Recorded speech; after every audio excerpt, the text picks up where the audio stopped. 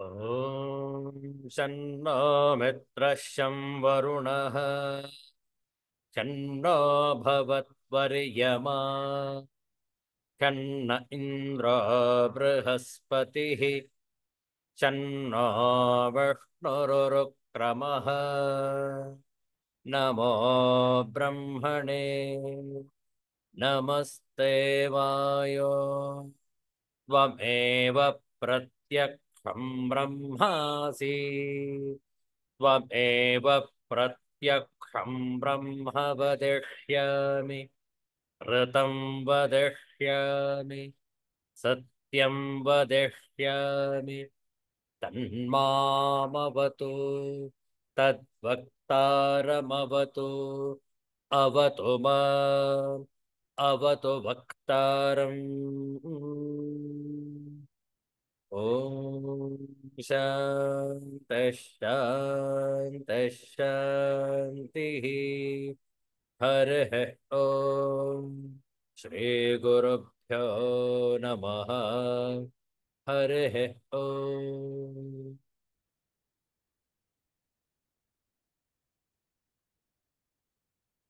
Let's chant this universal prayer together.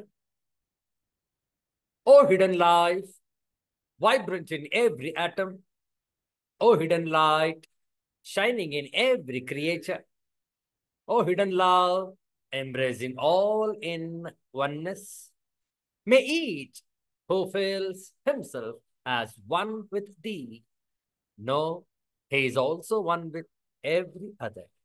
Om Shanti, Shanti, Shanti.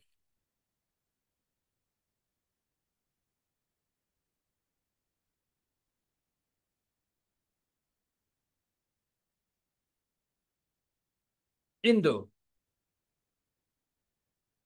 ಆಚಾರ್ಯ ಶಂಕರರ ಒಂದು ಕೃತಿ ಕೌಪೀನ ಪಂಚಕಂ ಇದರ ಪಾರಾಯಣವನ್ನು ಮಾಡ್ತೇವೆ. ಶ್ರದ್ಧೆಯಿಂದ ಆಲಿಸುವಂತವರಾಗಿ. ಕೌಪೀನ ಪಂಚಕಂ. ವೇದಾಂತವಾಕ್ಯೇಷು ಸದಾರಮಂತಃ ಭಿಕ್ಷಾನ್ನ ಮಾತ್ರೇಣ ಚತುಷ್ಟಿಮಂತಃ ಅಶೋಕವಂತಃ ಕರುಣೈಕವಂತಃ ಕೌಪೀನವಂತಃ ಖಲು ಭಾಗ್ಯವಂತಃ ಓಲಂ ತರೋಃ ಕೇವಲಮಾಶ್ರಯಂತಃ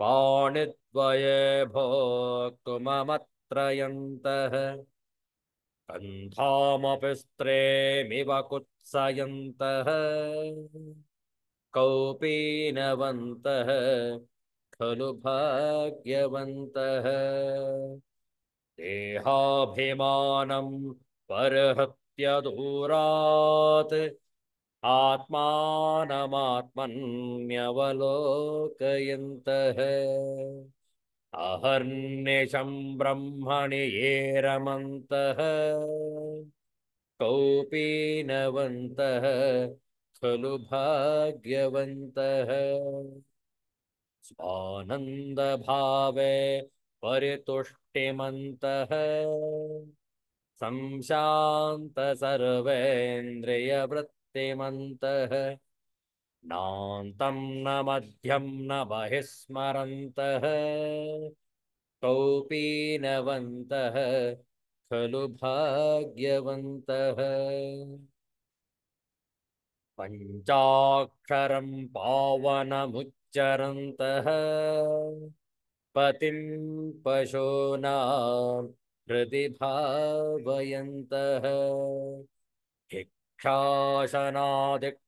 ಪರಿಭ್ರಮಂತಃ ಕೌಪೀನವಂತಃ ಖಲು ಭಾಗ್ಯವಂತಃ ಕೌಪೀನವಂತಃ ಖಲು ಭಾಗ್ಯವಂತಃ ಇತಿ ಶ್ರೀಮತ್ ಶಂಕರಾಚಾರ್ಯಕೃತ ಕೌಪೀನ ಪಂಚಕಂ ಸಂಪೂರ್ಣಂ. ಒಂದು ಶಿವನ ಭಜನೆಯನ್ನು ಮಾಡೋಣ. ನಾವು ಹೇಳಿಕೊಡ್ತೇವೆ, ತಾವು ಪುನರಾವರ್ತಿಸಬಹುದು. ಕನ್ನಡ ಭಾಷೆಯ ಒಂದು ಶಿವನ ಭಜನೆ.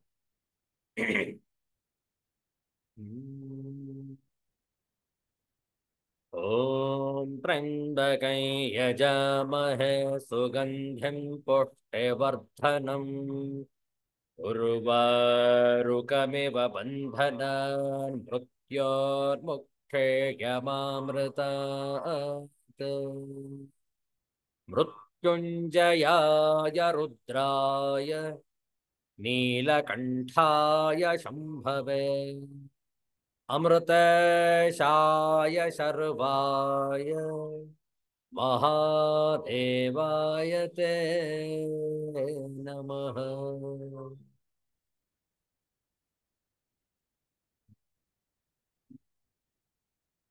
ಮಂಗಳಂ ಗುರು ಶಂಕರ ಜಯ ಮಂಗಳಂ ಗುರು ಶಂಕರ.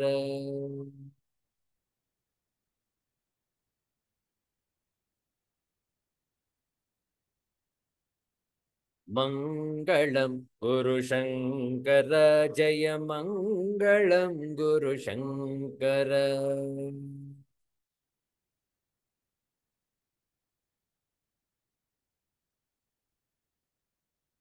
ಸಂಗರಹಿತ ಮುನಿ ಪುಂಗವ ವಂದಿತ. ಸಂಗರಹಿತ ಮುನಿ ಪುಂಗವ ವಂದಿತ. ಮಂಗಳಂ ಗುರು ಶಂಕರ ಜಯ ಮಂಗಳಂ ಗುರು ಶಂಕರ.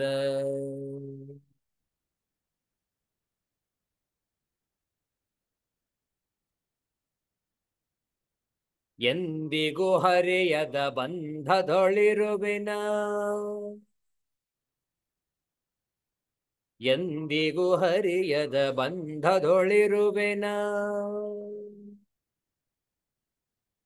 ಸಂದೇಹ ಹರಿಸುತ ಎನ್ನ ಸಂದೇಹ ಹರಿಸುತ.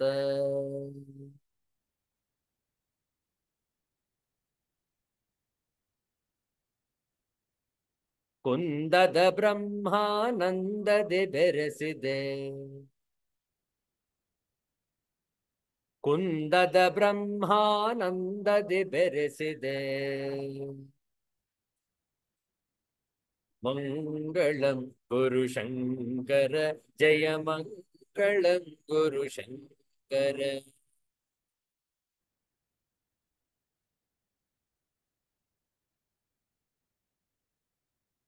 ಕಾತರ ಒಳಿಯುವ ರೀತಿಯ ನರಿಯದೆ.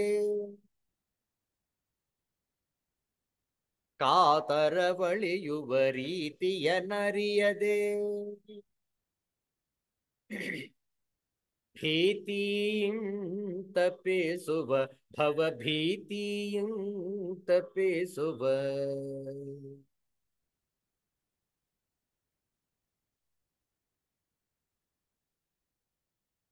ಪಾತಕಿಯನ್ನು ಪರಮಾತ್ಮನ ಮಾಡಿದೆ. ಪಾತಕಿಯನ್ನು ಪರಮಾತ್ಮನ ಮಾಡಿದೆ.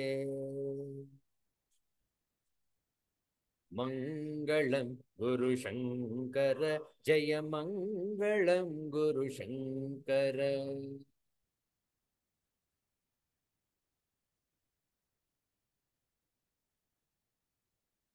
ರೂಢಿಯೊಳಿರುವೆನ ಗೂಢವನರಿಯದೆ. ರೂಢಿಯೊಳಿರುವೆನ ಗೂಢವನರಿಯದೆ. ನಾಡೆಲ್ಲ ಬಳಸಿದ ಈ ನಾಡೆಲ್ಲ ಬಳಸಿದ.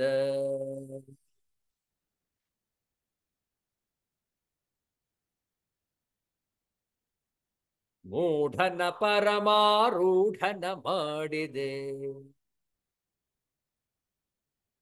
ಮೂಢನ ಪರಮಾರೂಢನ ಮಾಡಿದೆ. ಮಂಗಳಂ ಗುರು ಶಂಕರ ಜಯ ಮಂಗಳಂ ಗುರು ಶಂಕರ.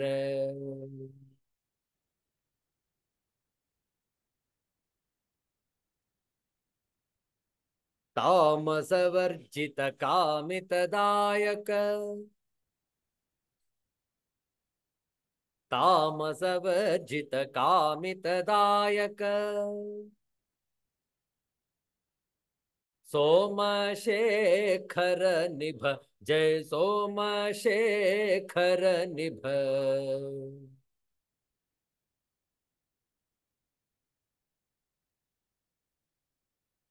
कामहरण शिव राम विनुत पद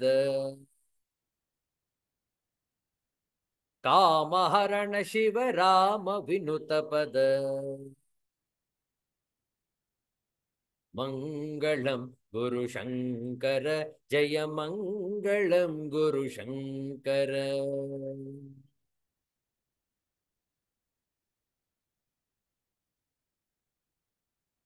मंगलम गुरु शंकर जय मंगलम गुरु शंकर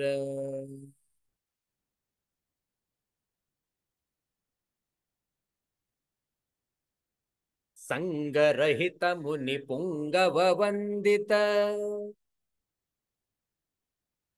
संगरहित मुनि पुंगव वंदित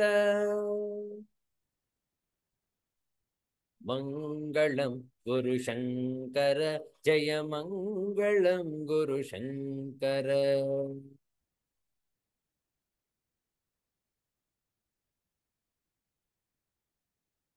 मंगलम गुरु शंकर जय मंगलम गुरु शंकर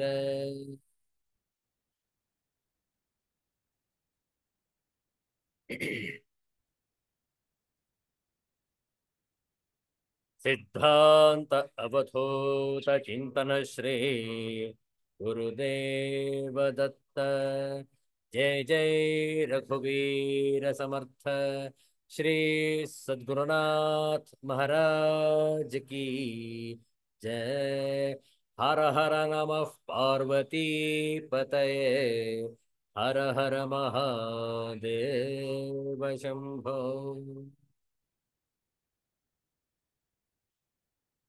ವಿವೇಕ ಚೂಡಾಮಣಿಯ ಕೆಲವು ಶ್ಲೋಕಗಳ ಪಾರಾಯಣ ನಾವು ಹೇಳಿಕೊಡ್ತೇವೆ, ತಾವು ಪುನರಾವರ್ತಿಸಬಹುದು. 145ನೆಯ ಶ್ಲೋಕದಿಂದ 148ನೆಯ ಶ್ಲೋಕದವರೆಗೆ. ಪ್ರಾರಂಭದಲ್ಲಿ ಮಂಗಳಾಚರಣ ಶ್ಲೋಕ ಹೇಳಿಕೊಡ್ತೇವೆ, ಪುನರಾವರ್ತನೆ ಮಾಡಿ. ಸರ್ವ ವೇದಾಂತ ಸಿದ್ಧಾಂತ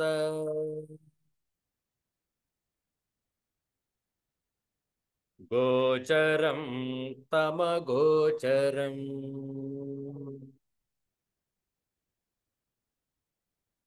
गोविन्दं परमानन्दम् सद्गुरुं प्रणतोऽस्म्यहम् श्रीगुरुं प्रणतोऽस्म्यहम्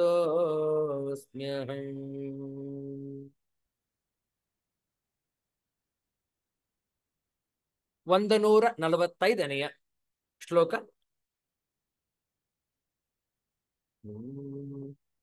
ಬೀಜಂ ಸಂಸೃತೆ ಭೂಮಿಜಸ್ಯ ತು ತಮಃ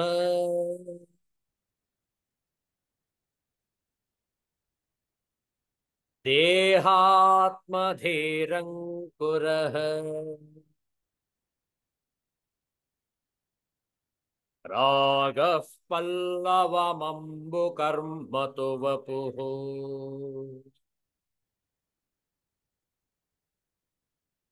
ಸ್ಕಂಧಾಸವಃ ಶಾಖಿಕಃ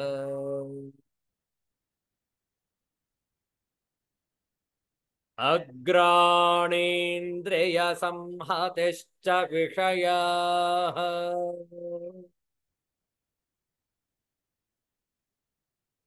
ಪುಷ್ಪಾಣಿ ದುಃಖಂ ಫಲಂ ನಾನಾ ಕರ್ಮ ಸಮುದ್ಭವಂ ಬಹುವಿಧಂ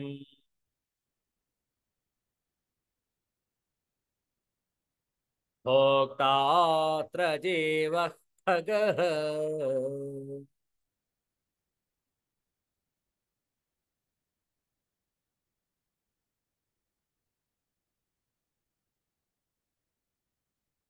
अज्ञानमूलोऽयमनात्मबन्धः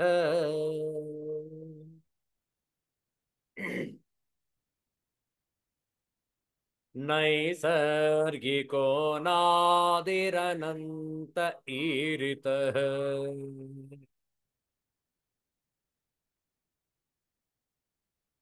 जन्माप्ययव्याधिजरादिदुःख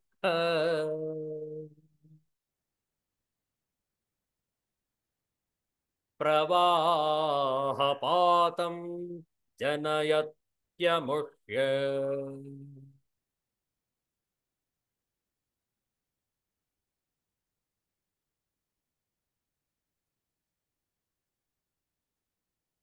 नास्त्रैर्न शस्त्रैरनिलेन वह्निना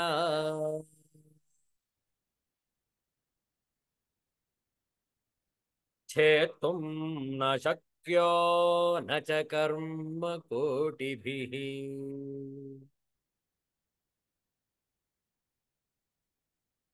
विवेकविज्ञानमहासिना विना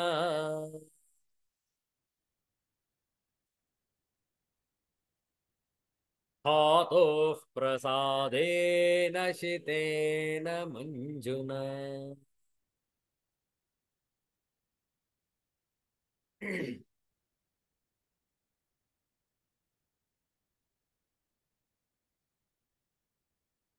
श्रुतिप्रमाणैकमतः स्वधर्म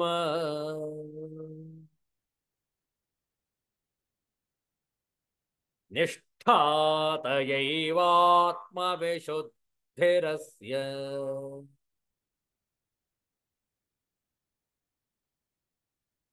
विशुद्धबुद्धेः परमात्मवेदनम्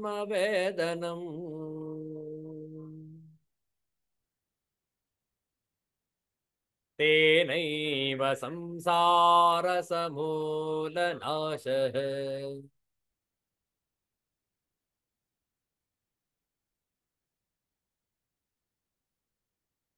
ॐ शान्तिः शान्तिः शान्तिः हरिः ॐ श्रीगुरुभ्यो नमः हरिः ॐ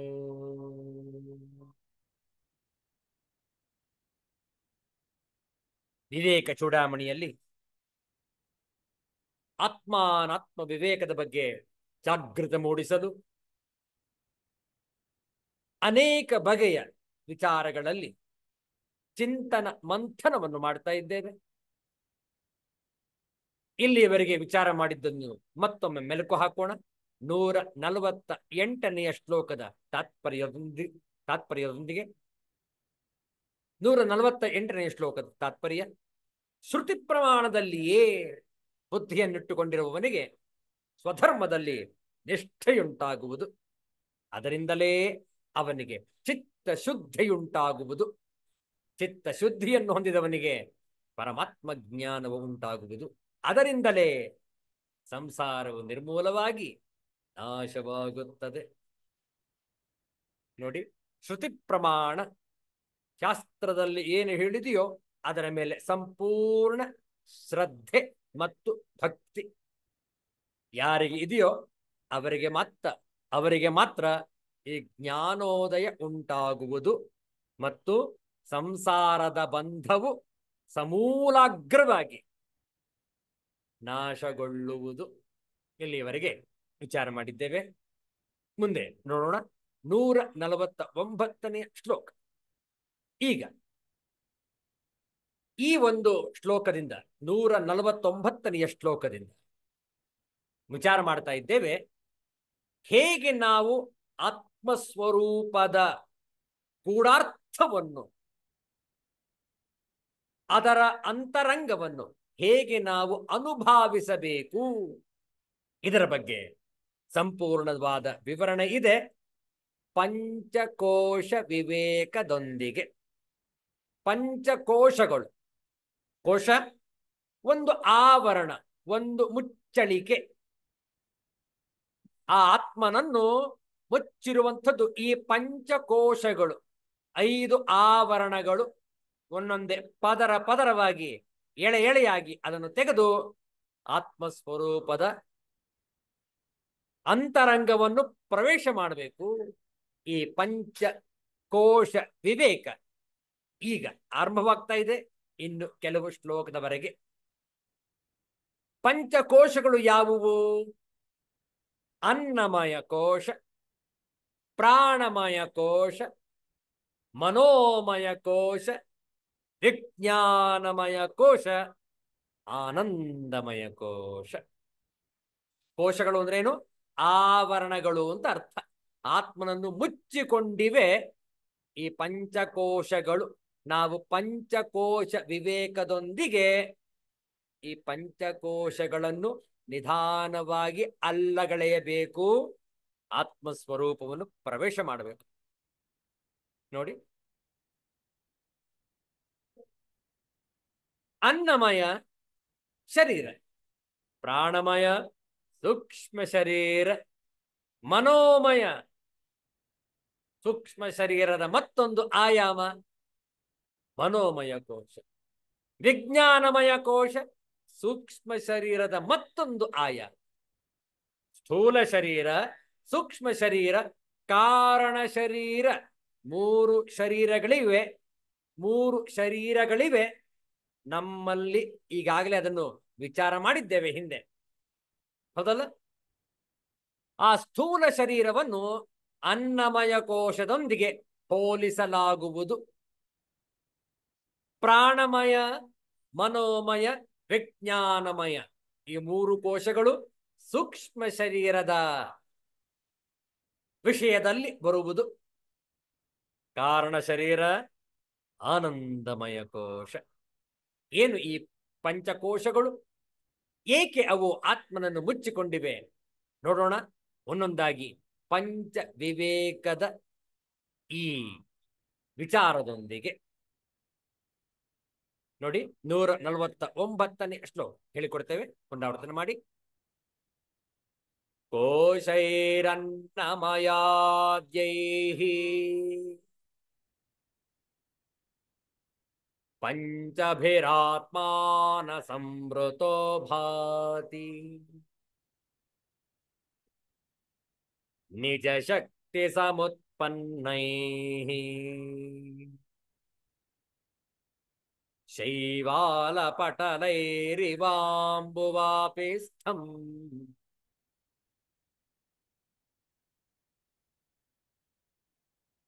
ದೇವನಾಗರಿ ಲಿಪಿಯೊಂದಿಗೆ ಮತ್ತೊಮ್ಮೆ ಪಾರಾಯಣ. ಕೋಶೈರನ್ನಮಯಾದ್ಯೈಃ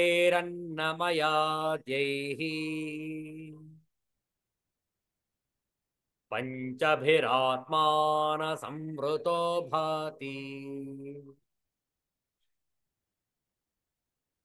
ನಿಜ ಶಕ್ತಿ ಸಮುತ್ಪನ್ನೈಃ ಶೈವಾಲಪಟಲೈರಿವಾಂಬುವಾಪಿಸ್ಥಂ.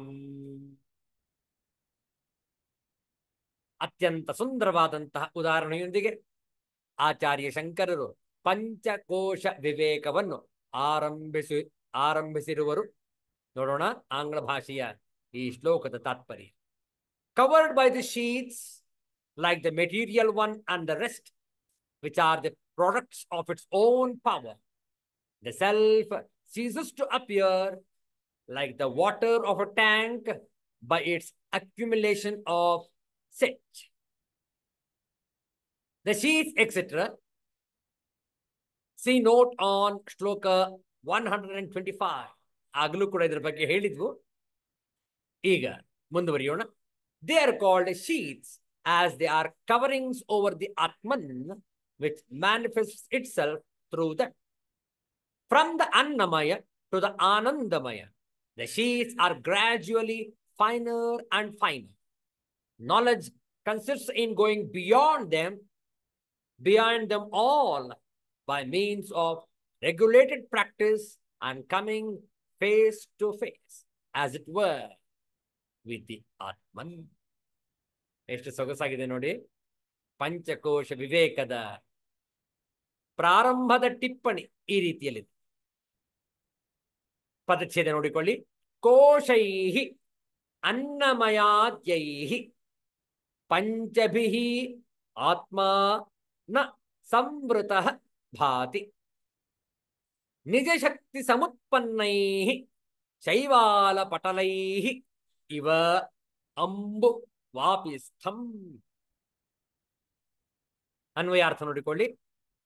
ಶೈವಾಲಪಟಲೈಃ ಪಾಚಿಯ ಪದರಗಳಿಂದ ಮುಚ್ಚಲ್ಪಟ್ಟ, ವಾಪಿಸ್ಥಂ ಕೊಳದಲ್ಲಿರುವ, ಅಂಬು ಇವ ನೀರಿನಂತೆ, ನಿಜ ಶಕ್ತಿ ಸಮುತ್ಪನ್ನೈಹಿ ತನ್ನ ಶಕ್ತಿಯಿಂದ ಉಂಟಾದ, ಅನ್ನಮಯಾದ್ಯೈಹಿ ಅನ್ನಮಯವೇ ಮೊದಲಾದ, ಪಂಚಭಿಃ ಕೋಶೈಃ ಪಂಚಕೋಶಗಳಿಂದ, ಸಂವೃತಃ ಮುಚ್ಚಲ್ಪಟ್ಟ, ಆತ್ಮ ಆತ್ಮನು ನ ಭಾತಿ ಕಾಣಿಸಿಕೊಳ್ಳುವುದಿಲ್ಲ.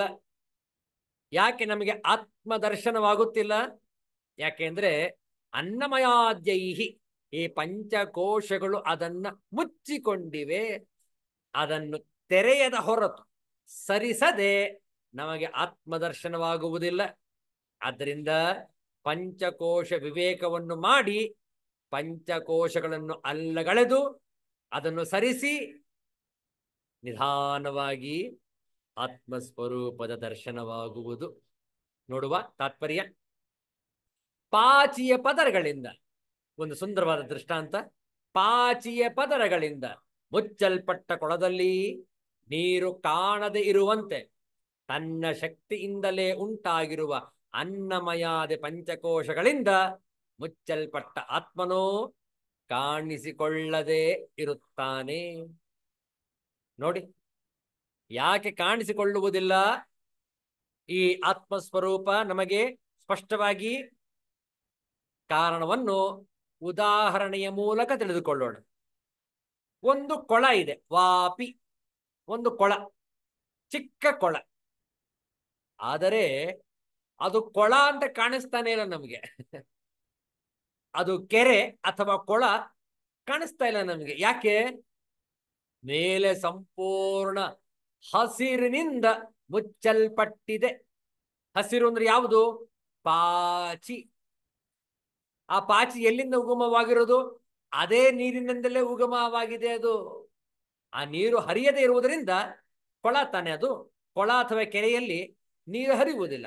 ಯಾವಾಗ ನೀರು ಹರಿಯುವುದಿಲ್ಲ ಅಲ್ಲಿ ಪಾಚಿ ಕಟ್ಟಿಕೊಳ್ಳುತ್ತೆ.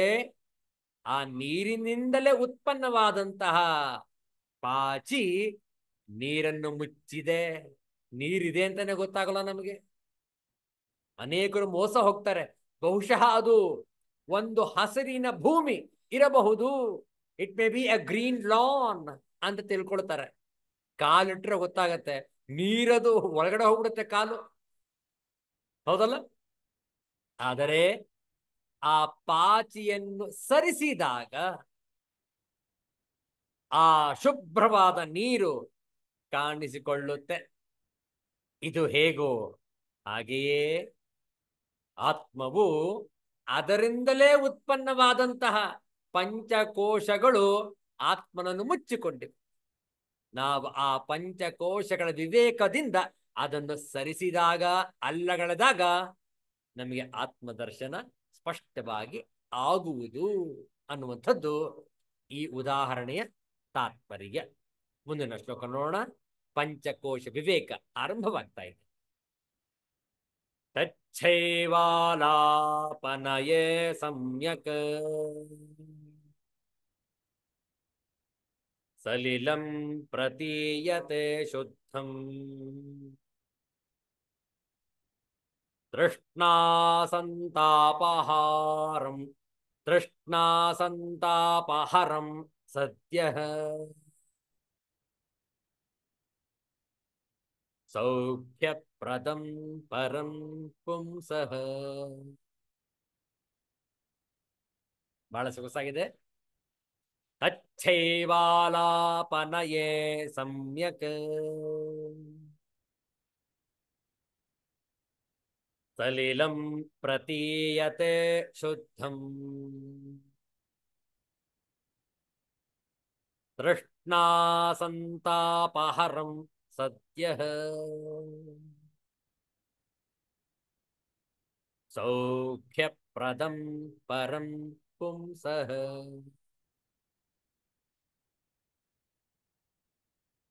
ನೋಡಿ, ಹಿಂದಿನ ಶ್ಲೋಕದಲ್ಲಿ ಕೊಟ್ಟಂತಹ ಉದಾಹರಣೆಯ ಮುಂದುವರಿದ ಭಾಗ. On the removal of that set, the perfectly pure water that allays the pangs of thirst and gives immediate joy appears unobstructed before the man. ನೋಡಿ, ಯಾವಾಗ ಆ ಶುದ್ಧ ನೀರು ಕಾಣಿಸಿಕೊಳ್ಳುವುದೋ ಅದು ಮಾತ್ರ ನಮ್ಮ ತೃಷೆಯನ್ನು, ನಮ್ಮ ಬಾಯಾರಿಕೆಯನ್ನು ನೀಗಿಸುವುದು. ಪಾಚಿ ನಮಗೆ ದಾಹವನ್ನು ತಣಿಸುವುದಿಲ್ಲ. ಆ ಪಾಚಿಯನ್ನು ನಾವು ಕುಡಿಯುವುದಿಲ್ಲ ಅಥವಾ ಸೇವಿಸುವುದಿಲ್ಲ. ನೀರನ್ನು ಮಾತ್ರ ಸೇವನೆ ಮಾಡುತ್ತೇವೆ. ಯಾವಾಗ ಆ ಪಾಚಿಯನ್ನು ಸರಿಸಿ ಶುದ್ಧವಾದ ನೀರನ್ನು ನಾವು ತೆಗೆದುಕೊಳ್ಳುತ್ತೇವೆ, ಅದು ಮಾತ್ರ ನಮ್ಮ ಹಸಿವನ್ನು, ನಮ್ಮ ಬಾಯಾರಿಕೆಯನ್ನು ಹೋಗಲಾಡಿಸುವುದು. ಹೌದಲ್ಲ? ಆ ಆನಂದವನ್ನು, ಆ ಬಾಯಾರಿಕೆ ಹೋಗಲಾಡಿಸುವಂತಹ ಆ ಒಂದು ನೀರೇ ನಮಗೆ ಆನಂದವನ್ನು ನೀಡುವುದು. The water is not something that is to be procured from anywhere else. It is already there. Only the obstructions have to be removed. So in the case of Atman also. Atmadarshan ಯಾವಾಗ ಆಗುತ್ತೆ ನಮಗೆ? ಯಾವಾಗ ಮೇಲೆ ಮುಚ್ಚಿಕೊಂಡಿರುವಂತಹ ಆವರಣವನ್ನು ಸರಿಸಿದಾಗ. ಅದಾಗಲೇ ಅಲ್ಲಿದೆ, ಅದೇನು ಬೇರೆ ಕಡೆ ತಂದಿಲ್ಲ ನಾವು ಅದನ್ನು, ಅದಾಗಲೇ ಇದೆ. ಆದರೆ ಮುಚ್ಚಿರುವುದನ್ನು ಸರಿಸಿದಾಗ ನಮಗೆ ಆತ್ಮದರ್ಶನ, ಆತ್ಮಜ್ಯೋತಿ ಸ್ಪಷ್ಟವಾಗಿ ಕಾಣುವುದು. ಹೇಗೆ ಆ ಪಾಚಿಯನ್ನು ಸರಿಸಿದಾಗ ನೀರು ಸ್ಪಷ್ಟವಾಗಿ ಗೋಚರವಾಗುವುದೋ ಹಾಗೆ ನೀರಲ್ಲೂ ಬೇರೆಯಿಂದ ತಂದಿಲ್ಲ ನಾವು, ಅಲ್ಲೇ ಇತ್ತು. ಆದರೆ ಪಾಚಿ ಮುಚ್ಚಿಕೊಂಡಿದ್ದರಿಂದ ನಮಗೆ ನೀರು ಕಣ್ಣಿಗೆ ಗೋಚರವಾಗ್ತಾ ಇರಲಿಲ್ಲ. ಈಗ ಕಣ್ಣಿಗೆ ಗೋಚರವಾಗಿದೆ.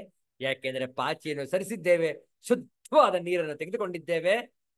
ಆಗ ಆ ನಮ್ಮ ಬಾಯಾರಿಕೆಯನ್ನು ಹೋಗಲಾಡಿಸುವಂತಹ ಆ ಶುದ್ಧ ನೀರು ನಮಗೆ ಹೇಗೆ ಆನಂದವನ್ನು ಕೊಡುವುದೋ ಅದೇ ರೀತಿಯಲ್ಲಿ ಪಾಚಿಯನ್ನು ಸರಿಸಿ, ಆ ಆವರಣವನ್ನು ಸರಿಸಿ, ಪಂಚಕೋಶಗಳ ವಿವೇಕ ಜಾಗೃತಿಯೊಂದಿಗೆ ಆ ಪಂಚಕೋಶಗಳನ್ನು ಸರಿಸಿ ಆತ್ಮದರ್ಶನವನ್ನು ನಾವು ಮಾಡಿಕೊಳ್ಳಬಹುದು.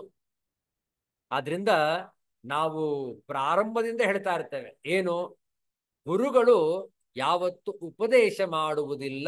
ಯಾರಿಗೂ ಗುರುಗಳು ಉಪದೇಶ ಮಾಡುವುದಿಲ್ಲ. ಆತ್ಮದರ್ಶನವನ್ನು ಯಾವ ಗುರುಗಳು ತೋರಿಸುವುದಿಲ್ಲ. ಏನ್ ಮಾಡ್ತಾರೆ ಗುರುಗಳು? ಮುಚ್ಚಿಕೊಂಡಂತಹ ಆವರಣವನ್ನು ಸರಿಸುವರು ಅಷ್ಟೇ.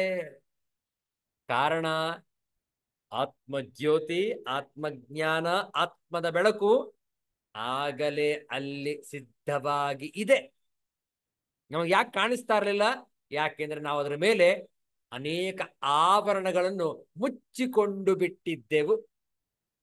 ಈಗ ಗುರುಗಳ ಕೃಪೆಯಿಂದ ಆ ಆವರಣವನ್ನು ತೆಗೆಸಿದ್ದಾರೆ. ಆಗಲೇ ಅಲ್ಲಿದ್ದಂತಹ ಆತ್ಮಜ್ಯೋತಿ ಪ್ರಕಟವಾಯಿತು. ನೋಡಿ, ಆದ್ರಿಂದ ಗುರುಗಳು ಯಾವುದು ನಮಗೆ ಮಾಯಾಶಕ್ತಿಯಿಂದ ಆವರಿಸಿಕೊಂಡಿದ್ದೇವೆ ಅದನ್ನು ಸರಿಸುವರು. ಆ ಸ್ವಯಂ ಪ್ರಕಾಶವಾದ ಜ್ಯೋತಿ ಬೆಳಗ್ತಾನೇ ಇದೆ ನಿರಂತರವಾಗಿ. ಹೌದಲ್ಲ? ನೋಡೋಣ 150ನೇ ಶ್ಲೋಕ, ಪದಚ್ಛೇದ ನೋಡಿಕೊಳ್ಳಿ. ತತ್ ಶೈವಾಲ ಅಪನಯೇ ಸಮ್ಯಕ್ ಸಲಿಲಂ ಪ್ರತೀಯತೆ ಶುದ್ಧಂ ತೃಷ್ಣಾ ಸಂತಾಪಹರಂ ಸದ್ಯ ಸೌಖ್ಯಪ್ರದಂ ಪರಂ ಪುಂಸಃ. ಅನ್ವಯಾರ್ಥ ನೋಡಿಕೊಳ್ಳಿ. ತತ್ ಶೈವಾಲ ಅಪನಯೇ, ನೀರನ್ನು ಮುಚ್ಚಿಕೊಂಡಿರುವ ಆ ಪಾಚಿಯನ್ನು, ಶೈವಾಲ ಅಂದ್ರೆ ಪಾಚಿ, ಪಾಚಿಯನ್ನು ತೆಗೆದಾಗ, ಅಪನಯೇ ಸರಿಸಿದಾಗ, ಪುಂಸಃ ಮನುಷ್ಯನ ತೃಷ್ಣಾ ಸಂತಾಪಹರಂ ತೃಷ್ಣೆಯ ಸಂಕಟವನ್ನು ಹೋಗಲಾಡಿಸುವ, ಸದ್ಯ ಕೂಡಲೇ, ಪರಂ ಸೌಖ್ಯಪ್ರದಂ ಅತ್ಯಂತ ಸುಖಪ್ರದವಾದ, ಶುದ್ಧಂ ನಿರ್ಮಲವಾದ, ಸಲಿಲಂ ನೀರು, ಸಮ್ಯಕ್ ಪ್ರತೀಯತೆ, ಚೆನ್ನಾಗಿ ಕಾಣಬರುವುದು. ತಾತ್ಪರ್ಯ ನೋಡಿಕೊಳ್ಳಿ. ನೀರನ್ನು ಮುಚ್ಚಿಕೊಂಡಿರುವ ಆ ಪಾಚಿಯನ್ನು ತೆಗೆದರೆ ಮನುಷ್ಯನ ತೃಷ್ಣೆಯ ಸಂಕಟವನ್ನು ಹೋಗಲಾಡಿಸುವ, ಕೂಡಲೇ ಅತ್ಯಂತ ಸುಖವನ್ನು ಉಂಟು ಮಾಡುವ ನಿರ್ಮಲವಾದ ನೀರು ಚೆನ್ನಾಗಿ ಕಾಣಬರುವುದು. ಮೊದಲು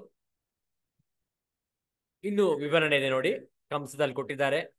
ನೀರನ್ನು ಎಲ್ಲಿಂದಲೂ ತರಬೇಕಾದ ಅವಶ್ಯಕತೆ ಇಲ್ಲ. ನೀರು ಅಲ್ಲೇ ಇದೆ. ಅದರ ಮೇಲಿರುವ ಆವರಣವನ್ನು ಮಾತ್ರ ತೆಗೆಯಬೇಕು. ಹೀಗೆಯೇ ಆತ್ಮನ ವಿಷಯದಲ್ಲಿಯೂ ಅರಿಯಬೇಕು.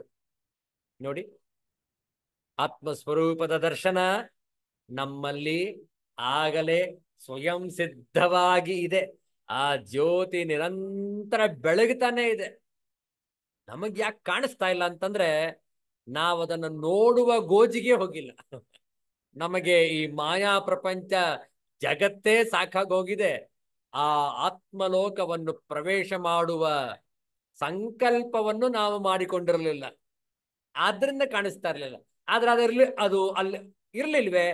ಇತ್ತು, ಸದಾ ಇತ್ತು, ಸದಾ ಇರುತ್ತೆ. ಆದರೆ ನಮಗೆ ಪುರುಸುತ್ತಿರಲಿಲ್ಲ. ಜಗತ್ತಿನ ಈ ಒಂದು ಜಂಜಾಟಗಳಲ್ಲಿ ಮುಳುಗಿಬಿಟ್ಟಿದ್ದೆವು. ಹೌದಲ್ಲ? ನಮ್ಮಲ್ಲಿ ಸದಾ ಇರುವಂಥದ್ದನ್ನು ನಾವು ಗೋಚರಿಸಿಕೊಳ್ಳಬೇಕಾದರೆ ನಾವು ತಟಸ್ಥವಾಗಬೇಕು.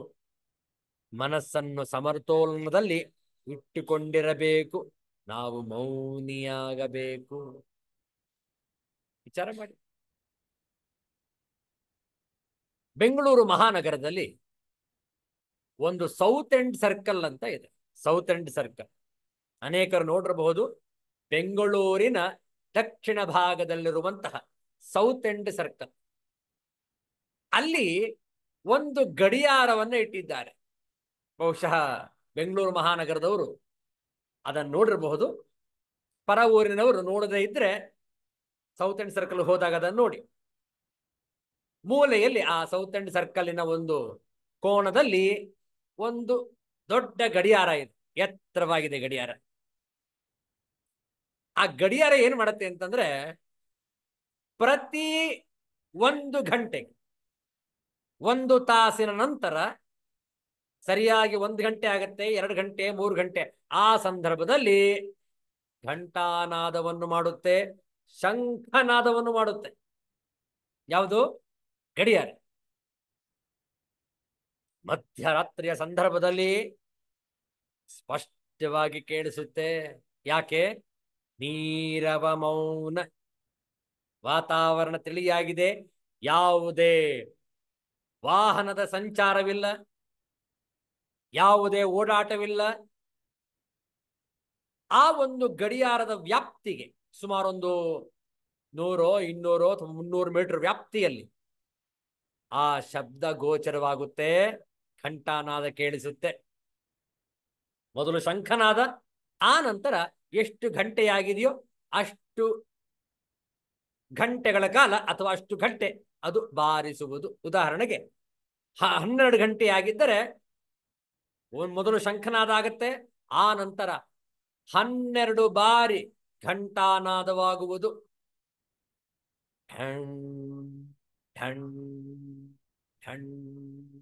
ಈ ರೀತಿಯಲ್ಲಿ 12 ಬಾರಿ. ಯಾಕೆ? 12 ಗಂಟೆ. 11 ಗಂಟೆ ಆಗಿದ್ರೆ 11 ಬಾರಿ ಘಂಟಾನಾದ. ಪ್ರಾರಂಭದಲ್ಲಿ ಶಂಖನಾದ, ಆ ನಂತರ 11 ಬಾರಿ ಘಂಟಾನಾದ. ಹೀಗೆ ನಡೀತಾನೇ ಇದೆ ಅದು. ಆದರೆ ಆ ಒಂದು ವ್ಯಾಪ್ತಿಯಲ್ಲಿ ಇರುವಂತಹ ಜನರಿಗೆ ನಾವು ಪ್ರಶ್ನೆ ಮಾಡಿದ್ವಿ, ನಿಮಗೆ ಆ ಗಂಟೆಯ ಶಬ್ದ ಕೇಳಿಸುತ್ತೇನೋ? ಶಂಖನಾದ, ಘಂಟನಾದ ಕೇಳಿಸುತ್ತೇನೋ? ಸೌತ್ ಎಂಡ್ ಸರ್ಕಲ್ನಲ್ಲಿ ಸುತ್ತಮುತ್ತಲಿರುವ ಜನರಿಗೆ ಕೇಳಿಸುತ್ತೇನೋ? ಅವ್ರು ಹೇಳಿದ್ರು, ಸ್ವಾಮೀಜಿ ಮಧ್ಯರಾತ್ರಿ ಕೇಳಿಸುತ್ತೆ. ಎಚ್ಚರವಾಗಿದ್ದರೆ ನಮಗೆ ಮಧ್ಯರಾತ್ರಿ 1 ಗಂಟೆ, 2 ಗಂಟೆ ಒಮ್ಮೊಮ್ಮೆ ಎಚ್ಚರವಾಗುತ್ತೆ, ಕೇಳಿಸುತ್ತೆ. ಬೆಳಗ್ಗೆ ಹಾ, ಬೆಳಿಗ್ಗೆ ಕೂಡ ಸುಮಾರು 6 ಗಂಟೆಗೂ ಕೇಳಿಸುತ್ತೆ, 7 ಗಂಟೆ 8 ಗಂಟೆಗೂ ಕೇಳಿಸುತ್ತೆ, 9 ಗಂಟೆ ಕೇಳಿಸ 9 ಗಂಟೆಗೆ ಕೇಳಿಸಲ್ಲ. ಯಾಕೆ? ಘಂಟನಾದ ಆಗೋದಿಲ್ವೇ? ಆಗತ್ತೆ. ಮತ್ತೆ ಯಾಕೆ ಕೇಳಿಸೋದಿಲ್ಲ? ಆಗ ಗಲಾಟೆ ಜಾಸ್ತಿ ಆಗಿರುವುದು, ಕೋಲಾಹಲಮಯ ವಾತಾವರಣ, ವಾಹನಗಳ ದಟ್ಟಣೆ, ಜನರ ಮಾತುಕತೆ. ನಮಗೆ ಆ ಘಂಟಾನಾದವೇ ಕೇಳಿಸೋದಿಲ್ಲ. ಆದ್ರೆ ಘಂಟಾನಾದ ಆಗ್ತಾ ಇಲ್ವೇ? ಆಗ್ತಾ ಇದೆ. ಬಹುಶಃ ನೀವು 2 ಗಂಟೆ ಮಧ್ಯಾಹ್ನ ನೀವೇನಾದ್ರೂ ಹತ್ತಿರಕ್ಕೆ ಹೋದರೆ, ಆ ಗಡಿಯಾರದ ಹತ್ತಿರವೇ ನಿಂತ್ಕೊಂಡಿದ್ರೆ ನಿಮಗೆ ಕೇಳಿಸುತ್ತೆ. ದೂರ ಬಂದ್ರೆ ಕೇಳಿಸೋದಿಲ್ಲ. ರಾತ್ರಿ ಹೊತ್ತು ದೂರವಿದ್ದರೂ ಕೇಳಿಸುತ್ತೆ. ಹೌದಲ್ಲ? ವಿಷಯ ಇಷ್ಟೇ. ಯಾವಾಗ ನಮ್ಮ ಮನಸ್ಸು ಗೊಂದಲಮಯವಾಗಿರುತ್ತೆ, ಪ್ರಾಪಂಚಿಕ ಜಗತ್ತಿನಲ್ಲಿ ಮುಳುಗಿರುತ್ತೆ, ನಮಗೆ ಆತ್ಮದರ್ಶನವಾಗುವುದಿಲ್ಲ. ಇರುತ್ತೆ, ಆದ್ರೆ ಗೊತ್ತೇ ಆಗ. ಯಾವಾಗ ನಾವು ಅಂತರ್ಮುಖರಾಗ್ತೇವೆ, ಬ್ರಾಹ್ಮಿ ಮುಹೂರ್ತದಲ್ಲಿ ಅಥವಾ ಎಲ್ಲರೂ ಮಲಗಿದ ಆ ಮಧ್ಯರಾತ್ರಿಯ ಸಂದರ್ಭದಲ್ಲಿ ನಾವೇನಾದ್ರೂ ಧ್ಯಾನಸ್ಥರಾಗಿದ್ದರೆ, ಆತ್ಮಶಕ್ತಿ, ಆತ್ಮಜ್ಯೋತಿ ಗೋಚರವಾಗುವುದು. ಯಾಕೆ? ಆಗ ಮನಸ್ಸು ಅಂತರ್ಮುಖವಾಗಿದೆ, ಧ್ಯಾನಸ್ಥವಾಗಿದೆ. ಯಾವಾಗ ನಾವು ಮೌನವಾಗ್ತೇವೆ, ಆಗ ಒಳಗಿನ ಅಂತರ್ಧ್ವನಿ ಕೇಳಿಸುವುದು. ಸತ್ಯ. ಒಳಗಿನ ಅಂತರ್ಧ್ವನಿ ಹೇಗಿರುತ್ತೆ ಅಂತಂದ್ರೆ, ಓ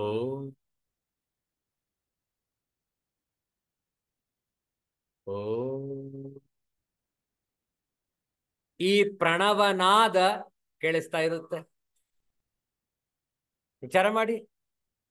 ಈಗ ಯಾಕೆ ನಮಗೆ ಕೇಳಿಸ್ತಾ ಇಲ್ಲ? ಯಾಕೆ? ನಮ್ದು ಗಲಾಟೆ ಜೋರಾಗಿದೆ. ನಾವು ಮಾತಾಡ್ತಾ ಇದ್ದೇವೆ, ಅಥವಾ ಬೇರೆಯೊಬ್ರು ಮಾತನಾಡುವುದನ್ನು ನಾವು ಆಲಿಸ್ತಾ ಇದ್ದೇವೆ, ಶ್ರವಣ ಮಾಡ್ತಾ ಇದ್ದೇವೆ, ಕೇಳ್ತಾ ಇದ್ದೇವೆ. ನಮ್ಮಲ್ಲೇ ಇರುವ ಅಂತರ್ಧ್ವನಿ ನಮಗೆ ಕೇಳಿಸ್ತಾ ಇಲ್ಲ. ಹೌದಲ್ಲ? ಆ ಉಸಿರಾಟ ಸಹಿತವಾಗಿ ನಾವು ಆ ಅಂತರ್ನಾದವನ್ನು ಆಲಿಸಬೇಕು. ಪ್ರತಿಯೊಂದು ಉಸಿರಿನ ಜೊತೆ ಉಚ್ಛ್ವಾಸ ನಿಶ್ವಾಸ, ಪೂರಕ ರೇಚಕ. ಉಸಿರು ಒಳ ಬರುವುದು, ಹೊರ ಹೋಗುವುದು. ಅದರ ಜೊತೆಗೆ ಓ ಓ ನೋಡಿ, ಅಂತರ್ಧ್ವನಿ ಕೇಳಿಸುತ್ತೆ. ನಾವು ಕೇಳಿಸಿಕೊಳ್ಳುವಷ್ಟು ಮೌನವಾಗಬೇಕು. ನಮ್ಮ ಗಲಾಟೆ ಜೋರಾಗಿದ್ರೆ ಅದು ಕೇಳಿಸೋದಿಲ್ಲ. ನಾವು ತಟಸ್ಥರಾಗಿ ಮೌನರಾದ್ರೆ, ಮನಸ್ಸು ಸಮತೋಲನದಲ್ಲಿ ಇಟ್ಟುಕೊಳ್ಳುವುದಾದ್ರೆ ನೋಡಿ, ಆ ಪ್ರಣವನಾದ ನಮಗೆ ಕೇಳಿಸುವುದು. ಹೌದಲ್ಲ? ನಾಸಾದವರು ಸಂಶೋಧನೆ ಮಾಡಿದ್ದಾರೆ. ಅಂತರ್ವಿಜ್ಞಾನಿಗಳು, ಅಂತರಿಕ್ಷದ ವಿಜ್ಞಾನಿಗಳು ಏನು ಸಂಶೋಧನೆ ಮಾಡಿದ್ದಾರಂತಂದ್ರೆ, ಈ ಸೂರ್ಯ ಮಂಡಲ ಇದೆ ನೋಡಿ, ಸೂರ್ಯ, ಆ ಸೂರ್ಯ ಮಂಡಲದಲ್ಲೂ ಕೂಡ ಧ್ವನಿ ಕೇಳಿಸ್ತಾ ಇದೆ, ಶಬ್ದ ಕೇಳಿಸ್ತಾ ಇದೆ. ಅದನ್ನು ನಾಸಾದವರು ರೆಕಾರ್ಡ್ ಮಾಡಿದ್ರು. ಯಾವುದು? ಧ್ವನಿಯನ್ನು, ಸೂರ್ಯನ ಸುತ್ತವಿರುವ ಆ ಶಬ್ದವನ್ನು ರೆಕಾರ್ಡ್ ಮಾಡಿದರು, ಗ್ರಹಣ ಮಾಡಿದರು. ಮತ್ತೆ ಅದನ್ನು ಪ್ಲೇ ಮಾಡಿದಾಗ ಶಬ್ದ ಏನಿತ್ತದು? ಓ ಓ. ಯಾರು ಹೇಳ್ತಾ ಇರೋದು? ನಾಸಾದ ವಿಜ್ಞಾನಿಗಳು. ಇದನ್ನು ನಮ್ಮ ಋಷಿಗಳು, ಮುನಿಗಳು ವೈದಿಕ ಕಾಲದಲ್ಲೇ ತಿಳಿಸಿಕೊಟ್ಟು ಬಿಟ್ಟಿದ್ರು. ಪ್ರಣವನಾದ ಉಪಾಸನೆ ಸೂರ್ಯ ಮಂಡಲದಲ್ಲಿ ನಿರಂತರವಾಗಿ ನಡೆಯುತ್ತಿರುವುದು. ಇತ್ತೀಚೆಗೆ ನಾಸಾದವರು ಕಂಡು ಹಿಡಿದ್ರು. ಹೌದು, ಯಾವ ಭಾರತದ ಋಷಿ ಮುನಿಗಳು ಆ ಋಷಿ ಮುನಿಗಳೆಂಬ ವಿಜ್ಞಾನಿಗಳು ಹೇಳಿದರೋ ಅದು ದಿಟ, ಅದು ಸತ್ಯ, ಅದು ನಿಜ. ನೋಡಿ, ಯಾವ ಉಪಕರಣಗಳಿಲ್ಲದೆ ಆ ಮುನಿಗಳು, ಸಾಧಕರು, ಸಜ್ಜನರು, ಮುನಿಗಳು ಯಾವ ರೀತಿ ಆ ಸೂರ್ಯ ಮಂಡಲದಲ್ಲಿ ಶಬ್ದವನ್ನು ಗ್ರಹಿಸಿದರು ವಿಚಾರ ಮಾಡಿ. ಪ್ರಣವನಾದ ಉಪಾಸನೆ ಅವರಿಗೆ ಹೇಗೆ ಗೊತ್ತಾಯಿತು? ಮಂತ್ರದ್ರಷ್ಟಾರರು ತಮ್ಮ ಉತ್ತುಂಗದ ಸ್ಥಿತಿಯಲ್ಲಿ ಇಡೀ ಈ ಒಂದು ಸೂರ್ಯ ಮಂಡಲವನ್ನೇ ಅವರು ನೋಡಿದರು, ಅವರಿಗೆ ಗೋಚರವಾಯಿತು. ನೋಡಿ, ಆತ್ಮದರ್ಶನವಾಯಿತು ಅವರಿಗೆ. ಹೇಗೆ? ಸಂಪೂರ್ಣ ತನ್ಮಯವಾಗಿ ತಲ್ಲೀನರಾಗಿ ಅಂತರ್ಮುಖರಾಗಿದ್ರು. They introspected completely, shutting all the outside noise. ನೋಡಿ, ಯಾವ ರೀತಿಯಲ್ಲಿ ಪಾಚಿಯನ್ನು ಸರಿಸಿದಾಗ ನೀರು ಸ್ಪಷ್ಟವಾಗಿ ಗೋಚರವಾಗುವುದು, ಅದೇ ರೀತಿಯಲ್ಲಿ ಈ ಪಂಚಕೋಶಗಳನ್ನು ಸರಿಸಿದಾಗ ಆತ್ಮದರ್ಶನವು ಪ್ರಕಟವಾಗುವುದು, ಆತ್ಮಜ್ಯೋತಿಯು ಸ್ವಯಂ ವೇದ್ಯವಾಗುವುದು, ಗೋಚರವಾಗುವುದು, ಕಾಣಿಸುವುದು. ಹಾಗಾದ್ರೆ ಹೇಗೆ ಈ ಪಂಚಕೋಶ ವಿವೇಕವನ್ನು ನಾವು ಆರಂಭಿಸಬೇಕು? ನೋಡಿ, 151ನೇ ಶ್ಲೋಕ. ಪಂಚಾನಾಮಪಿ ಕೋಶಾನಾಂ ಅಪವಾದೆ ವಿಭಾತ್ಯಯಂ ಶುದ್ಧಃ ನಿತ್ಯಾನಂದೈಕರಸಃ ಪ್ರತ್ಯಕ್ ರೂಪಃ ಪರಂ ಸ್ವಯಂ ಜ್ಯೋತಿಃ. ಪಂಚಾನಾಮಪಿ ಕೋಶಾನಾಂ ಅಪವಾದೆ ವಿಭಾತ್ಯಯಂ ಶುದ್ಧಃ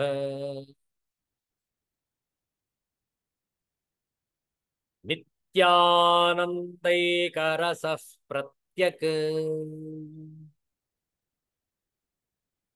ರೂಪಃ ಪರಂ ಸ್ವಯಂ ಜ್ಯೋತಿಃ.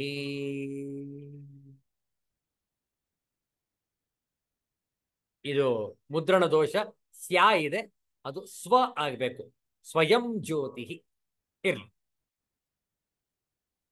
ಆಂಗ್ಲ ಭಾಷೆಯ ತಾತ್ಪರ್ಯವನ್ನು ನೋಡೋಣ.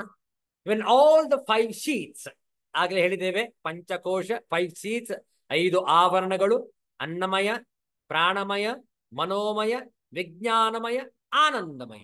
When all the 5 sheets have been eliminated, the self of man appears pure of the essence of everlasting and unalloyed bliss, indwelling, supreme and self-effulgent. Eliminated, discriminated as being other than the self. Indwelling, dwelling within the heart of all. ಆತ್ಮಸ್ವರೂಪ ಎಲ್ಲರ ಹೃದಯದಲ್ಲಿ ಇದೆ. ಭಗವದ್ಗೀತೆಯು ಹೇಳುತ್ತೆ, ಸರ್ವಸ್ಯ ಚ ಅಹಂ ಹೃದಯ ಸನ್ನಿವಿಷ್ಟ. ಪ್ರತಿಯೊಬ್ಬರ ಹೃದಯದಲ್ಲಿ ಆತ್ಮಸ್ವರೂಪ ನಿರಂತರವಾಗಿ ಬೆಳಗುತ್ತಾ ಇದೆ. ಹೌದಲ್ಲ? ಜ್ಯೋತಿ ಬೆಳಗುತ್ತಿದೆ ನಿರಂತರ, ಪರಂಜ್ಯೋತಿ ಬೆಳಗುತ್ತಿದೆ ಎಂದರು ನಿಜಗುಣ ಯೋಗಿಗಳು. ಇರಲಿ, ಪದಚ್ಛೇದ ಮಾಡೋಣ.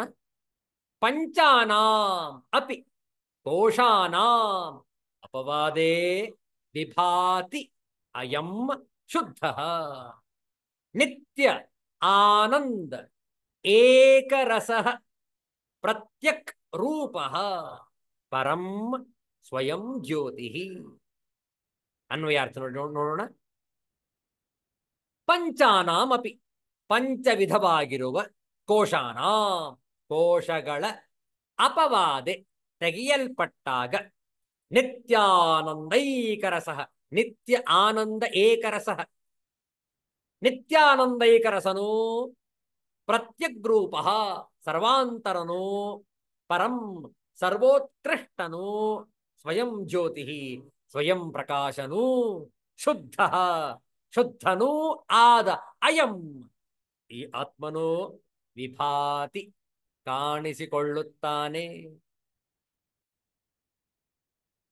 ತಾತ್ಪರ್ಯ ನೋಡಿ, ಅನ್ನಮಯವೇ ಮೊದಲಾದ ಪಂಚಕೋಶಗಳನ್ನು ತೆಗೆದು ಹಾಕಿದರೆ ನಿತ್ಯಾನಂದೈಕರಸನು ಸರ್ವಾಂತರನು ಸರ್ವೋತ್ಕೃಷ್ಟನು ಸ್ವಯಂ ಪ್ರಕಾಶನೂ ಶುದ್ಧನೂ ಆದ ಈ ಆತ್ಮನು ಕಾಣಿಸಿಕೊಳ್ಳುತ್ತಾನೆ. ನೋಡಿ, ಈ ಆತ್ಮಕ್ಕೆ ಅನೇಕ ವಿಶೇಷಣಗಳು.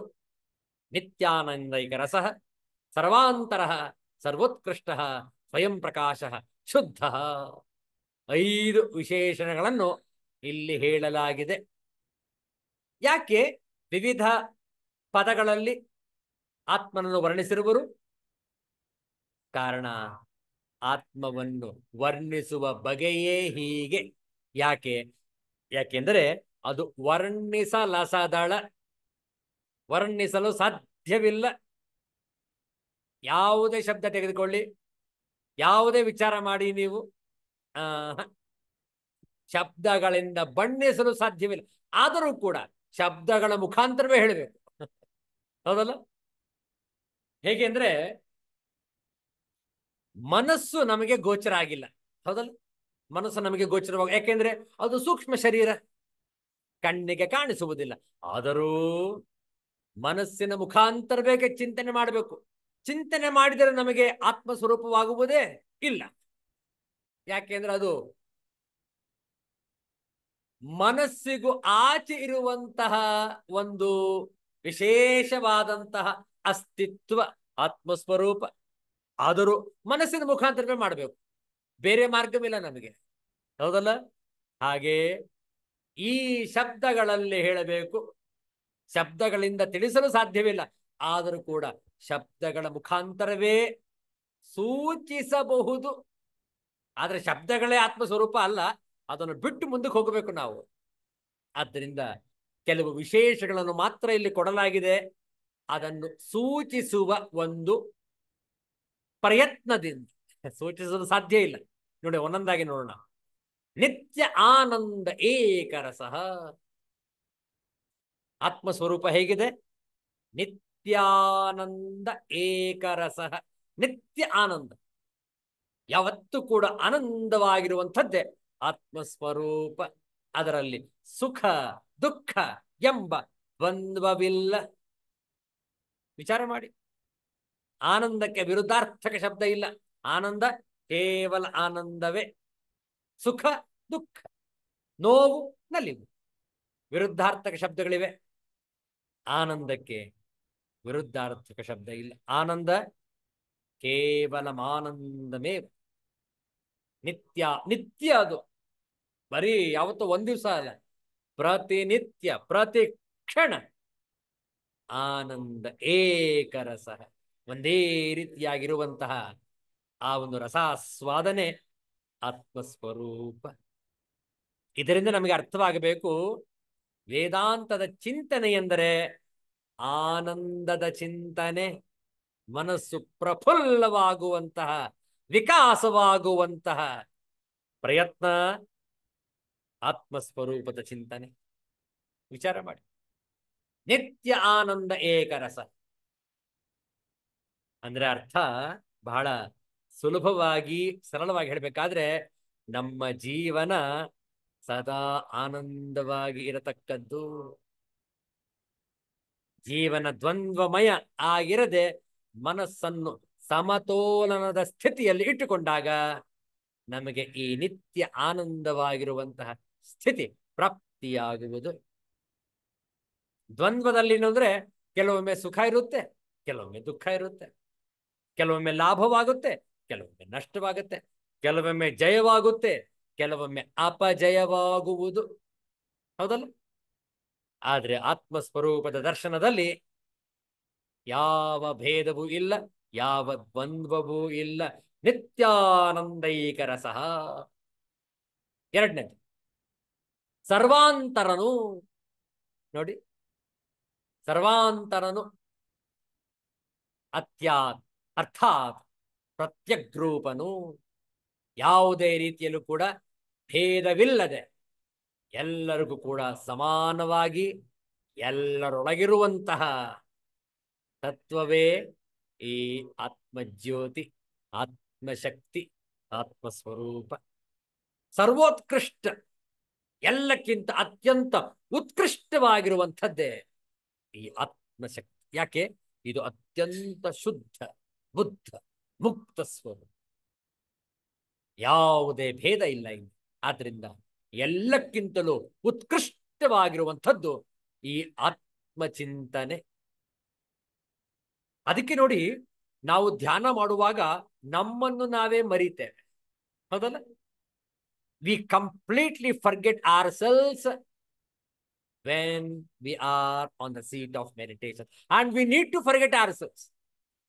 ಇನ್ನೂ ಕೂಡ ನಮ್ಮದೇ ಕುಟುಂಬ, ನಾನು, ನನ್ನ ಒಂದು ಜವಾಬ್ದಾರಿ, ನನ್ನ ಒಂದು ಭಾವನೆಗಳನ್ನು ಇಟ್ಕೊಂಡಿದ್ರೆ ಆತ್ಮಸ್ವರೂಪ ದರ್ಶನ ಆಗೋದಿಲ್ಲ. ಎಲ್ಲವನ್ನು ಬದಿಗಿಡಬೇಕು. ಸದ್ಯದ ಮಟ್ಟಿಗೆ ಧ್ಯಾನಸ್ಥರಾಗಿದ್ದಾಗ ಎಲ್ಲವನ್ನು ಬದಿಗಿಡಿ. ಆತ್ಮಜ್ಯೋತಿ ಬೆಳಗ್ತಾ ಇದೆ, ಅದರಲ್ಲಿ ಒಂದಾಗಿ ಆನಂದಿಸಿ. ಯಾಕೆ? ಇದು ಅತ್ಯಂತ ಉತ್ಕೃಷ್ಟ. ಇದೇ ನಿಜವಾದ ಜೀವನದ ಉದ್ದೇಶ. ಈ ಆನಂದವನ್ನು ಸವಿಯಬೇಕು. ಈ ಉತ್ಕೃಷ್ಟಮಯವಾದಂತಹ ಚಿಂತನೆಯನ್ನು ಮಾಡಬೇಕು. ಒಂದಾಗಿರಬೇಕು. ಯಾವಾಗ ಅದರಲ್ಲಿ ಒಂದಾಗಿರಲು ಸಾಧ್ಯ? ಯಾವಾಗ ನಾವು ಜಗತ್ತನ್ನು ಮರಿತೇವೋ ಆಗ ನಾವು ಪರಮಾತ್ಮನ ಜೊತೆ ಸಂಪರ್ಕವನ್ನು ಬೆಳೆಸಬಹುದು. ಇನ್ನೂ ಕೂಡ ಈ ಜಗತ್ತಿನ ಆಗು ಹೋಗುಗಳೇ ಮನಸ್ಸಿಗೆ ಬರ್ತಾ ಇದ್ರೆ ನಮಗೆ ಧ್ಯಾನಸ್ಥರಾಗಿರಲು ಸಾಧ್ಯವಿಲ್ಲ. ಸ್ವಯಂ ಪ್ರಕಾಶನು. ನೋಡಿ, ನಾಲ್ಕನೆಯ ವಿಶೇಷಣ, ಫೋರ್ತ್ ಅಡ್ಜೆಕ್ಟಿವ್. ನಿತ್ಯಾನಂದೈಕ ರಸಃ, ಪ್ರತ್ಯಗ್ರೂಪ, ಸರ್ವೋತ್ಕೃಷ್ಟ, ಸ್ವಯಂ ಪ್ರಕಾಶ. ಸ್ವಯಂ ಪ್ರಕಾಶ ತಾನೇ ಪ್ರಕಟವಾಗ್ತಾ ಇದೆ. ಇದಕ್ಕೆ ಬೇರೆ ಯಾವ ಹೊರಗಿನ ಒಂದು ಸಹಾಯ ಅಗತ್ಯವಿಲ್ಲ. ಸ್ವಯಂ ಪ್ರಕಾಶ ತನ್ನಷ್ಟಕ್ಕೆ ತಾನೇ ಬೆಳಗುತ್ತಾ ಇದೆ ಈ ಆತ್ಮಜ್ಯೋತಿ. ಹಾಗೆ ಮತ್ತೊಂದು ವಿಶೇಷಣ, ಶುದ್ಧ. ನೋಡಿ, ಯಾವಾಗ ನಾವು ಸ್ವಚ್ಛತೆಯನ್ನು ಕಾಪಾಡಿಕೊಳ್ತೇವೆ, ಯಾವಾಗ ನಮಗೆ ಈ ಮಡಿ ಮೈಲಿಗೆ ಅನ್ನುವಂಥದ್ದು ಸ್ಪಷ್ಟವಾಗಿ ಅರಿವಿದೆ, ಆಗ ನಾವು ಶುದ್ಧಾತ್ಮರಾಗಲು ಸಾಧ್ಯ, ಹೌದಲ್ಲ? ಪ್ರತಿನಿತ್ಯ ಒಗೆದಿರುವ ಬಟ್ಟೆಗಳನ್ನು ಧರಿಸಿರಬೇಕು, ಪ್ರತಿನಿತ್ಯ ಸ್ನಾನವನ್ನು ಮಾಡಬೇಕು, ಪ್ರತಿನಿತ್ಯ ಮನಸ್ಸಿಗೆ ಶುದ್ಧವಾಗುವಂತಹ ಜಪತಪಾದಿಗಳನ್ನು ನಾವು ನಿತ್ಯ ಅಭ್ಯಾಸದಲ್ಲಿ ಇಟ್ಟುಕೊಳ್ಳತಕ್ಕದ್ದು. ಯಾಕೆ? ಮನಸ್ಸು ಶುದ್ಧವಾಗಬೇಕಾದ್ರೆ ಶರೀರ ಶುದ್ಧವಾಗಿರಬೇಕು, ಆರೋಗ್ಯವಾಗಿರಬೇಕು. ಯಾವಾಗ ಸ್ವಚ್ಛತೆ ಇರುತ್ತೆ ಆಗಲೇ ಸ್ವಸ್ಥತೆ ಇರುವುದು, ಹೌದಲ್ಲ? We can be healthy only when we are clean in nature, without and within. ಅಂತರಂಗ ಬಹಿರಂಗ ಶುದ್ಧಿಯಾದಾಗಲೇ ಧ್ಯಾನಸ್ಥರಾಗಲು ಸಾಧ್ಯ, ಆತ್ಮದರ್ಶನ ಸಾಧ್ಯ, ಹೌದಲ್ಲ?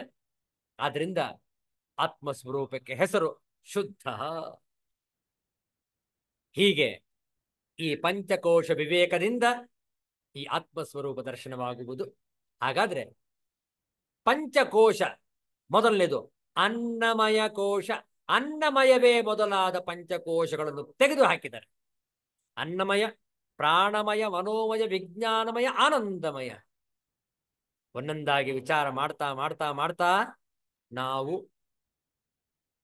ಗೂಢಾರ್ಥವನ್ನು, ಈ ಅಂತರಂಗವನ್ನು ನಾವು ತಿಳಿದುಕೊಳ್ಳಬೇಕು, ಒಳಗೆ ಪ್ರವೇಶ ಮಾಡಬೇಕು. ಯಾಕೆಂದ್ರೆ ಈ ಆತ್ಮಸ್ವರೂಪ ಗೂಢವಾಗಿ ಅತ್ಯಂತ ಗೋಪನೀಯವಾಗಿ ಒಳಗಿದೆ. ಅದರ ಮೇಲೆ ಎಲ್ಲ ಕೋಶಗಳು ಮುಚ್ಕೊಂಡ್ಬಿಟ್ಟಿವೆ. ಅದನ್ನೆಲ್ಲ ನಾವು ಸರಿಸಬೇಕು. ಹಾಗಾದ್ರೆ ಈ ಪಂಚಕೋಶ ವಿವೇಕದ ಮುಂದಿನ ವಿಚಾರಗಳು ಹೇಗಿವೆ ಅನ್ನುವಂಥದ್ದನ್ನು ನೋಡೋಣ ಮುಂದಿನ ಶುಕ್ರ. ಶಾಂತಿ ಮಂತ್ರ. असतो मा सद्गमय तमसो मा ज्योतिर्गमय मृत्योर्मा अमृतंगमय. ओम शांति शांति शांति. हरिः ओम. श्री गुरुभ्यो नमः. हरिः ओम. ಮತ್ತೆ ಭೇಟಿಯಾಗೋಣ ನಾಳೆ ಸಂಜೆ ಶಾಂಕರ ಭಾಷ್ಯ ಸಹಿತ ಶ್ರೀಮದ್ ಭಗವದ್ಗೀತೆಯ ಅಧ್ಯಯನಕ್ಕಾಗಿ. ಎಲ್ಲರಿಗೂ ಒಳಿತಾಗಲಿ, ಎಲ್ಲರಿಗೂ ಶುಭವಾಗಲಿ. ಜೈ ಶ್ರೀ ಗುರುದೇವತೆ.